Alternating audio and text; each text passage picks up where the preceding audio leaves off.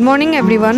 আজকে আমি তোমাদের সাথে শেয়ার করতে যাব আমার বেবির আমি যে মানে ব্রেকফাস্ট, ডিনার আর লাঞ্চে অল্টারনেটিভভাবে আমি দিতে থাকি। তো আমি এর থেকে 3টা রেসিপি আজকে তোমাদের সাথে শেয়ার করব। এখনও ব্রেকফাস্ট করে নিচ্ছে, আর চলো তোমাদেরকে আমি আমার রেসিপিগুলো শেয়ার করি। আর হ্যাঁ, welcome back to my YouTube channel. So let's start.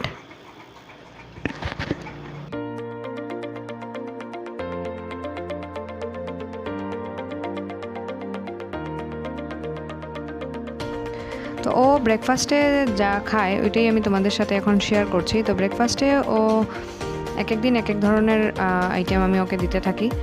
তো যেটা মানে হজম করতে একটু টাফ হয় বা নতুন নতুন আইটেম যেগুলো আমি প্রথমবার ওকে দিচ্ছি, সবগুলি আমি ওকে ব্রেকফাস্টে দিয়ে স্টার্ট করি, কারণ পুরো দিনে যাতে ওর ডাইজেশনে প্রবলেম না হয়, যাতে কোনো ধরনের কোনো অসুবিধা মানে না হয়, তাই এত সময় যাতে ও সব কিছু ডাইজেস্ট হয়ে যায় পুরো দিনে, তাই আমাকে মর্নিংয়েই নতুন নতুন জিনিসগুলো দিয়ে এক্সপেরিমেন্ট করি যে কোনো প্রবলেম হচ্ছে কি না।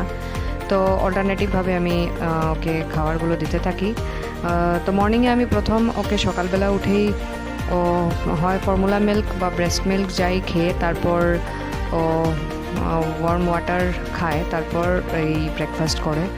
তো এইভাবেই এতদিন থেকে ওর এখন 8 মান্থ চলছে। তো 7+ হওয়ার পর থেকেই আমি ওকে 3 টাইমস করেই দিয়ে আসছি খাওয়া, আর তার আগে 2 টাইমস করে দিতাম।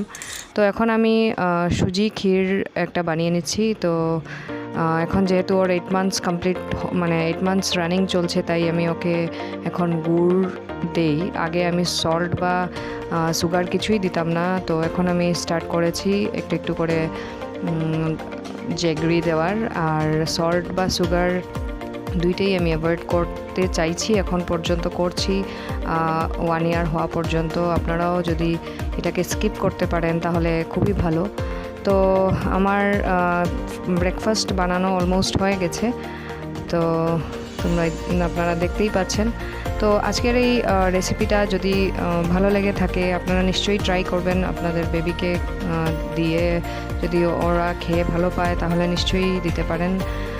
আর আজকের ভালো লাগলে নিশ্চয়ই শেয়ার করবেন, আর আমার চ্যানেলটাকে লাইক করবেন, ঠিক আছে?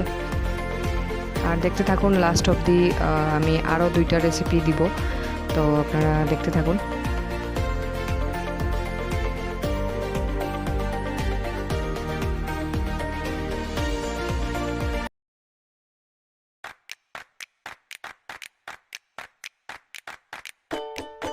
তো এখন হচ্ছে গিয়ে আমি ওর জন্য বানাচ্ছি লাঞ্চে আমি ওকে প্রেফার করি রাইস দেওয়া, মানে রাইস যেহেতু ও এখনও ছোট, তাই আমি রাইস ফ্লোর মানে রাইসটাকে গুঁড়ো করে নিই ঘরেই।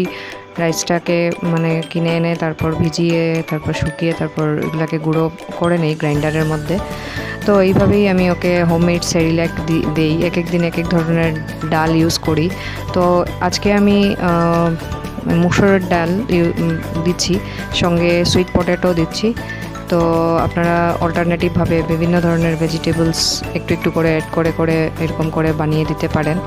তো 8 মান্থ থেকেই আমি এইভাবে 3-4টা আইটেম মিলিয়ে একসাথে দিচ্ছি। আগে আমি একটা একটা করেই দিতাম। তো আইদার রাইস দিতাম, মানে আপ টু 7 মান্থ আমি ওকে আইদার রাইস দিতাম, নাইলে ডাল দিতাম, এরকম করে দিতাম। তো এখন আমি 2-3টা একসাথে মিশিয়ে দেই। তো যেহেতু আমি ওকে 8টার সময় একবার খাওয়াই, তারপর 2টার সময়, তাই মিডিলে আমি একবার মিড মর্নিং স্ন্যাক্সও দিই ওকে। কোনো ধরনের কোনো ফ্রুটস কিছু দিয়ে দিই, জাস্ট সামান্য পরিমাণ, যাতে এখনও ওর ক্ষুধাটা ভালোভাবে লাগে। তাই আমি জাস্ট একটু ফ্রুটসও ওকে ট্রাই করি দেওয়ার 11টা, 10:30, 11টা নাগাদ। তো এইভাবেই আমি ওকে খাইয়ে আসছি। তো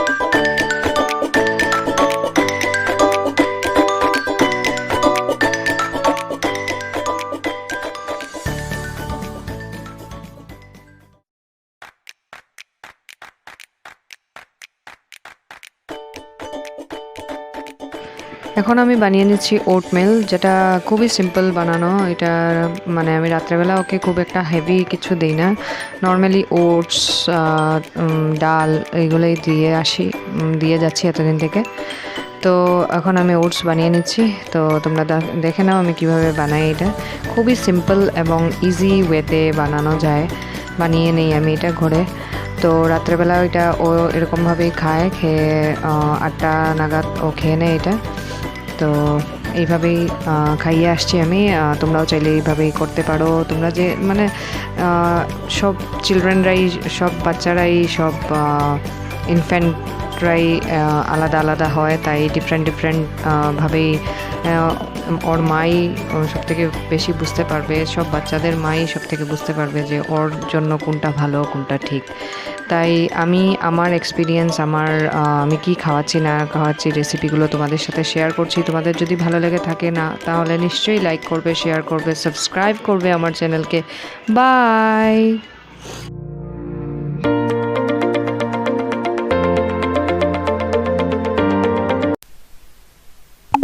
Like, share and subscribe and press the bell icon for more updates.